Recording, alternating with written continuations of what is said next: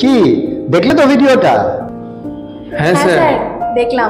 এবার চলো আমরা একটু এই যে ভিডিওটার পেছনে যে ফিজিক্সটা ইউনিফর্ম সার্কুলার মোশনের সেইটা একটু দেখে নিই। দেখো আমাদের এখানে কতগুলো কাপ তোমরা দেখতে পাচ্ছ।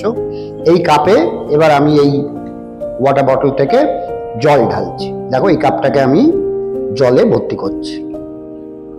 এবার এই জল ভরা কাপটাকে আমি এই প্ল্যাটফর্মটায় রাখছি। এখানে দেখো আমরা স্ট্রিং দিয়ে এই প্ল্যাটফর্মটা তৈরি করেছি এবং এবার আমরা যেটা করব সেটা হচ্ছে এটাকে আমরা ঘোরাবো এবং ঘোরালে তুমি দেখবে যে জলটা কিন্তু ছিটকে বাইরে পড়ছে না। এবার দেখো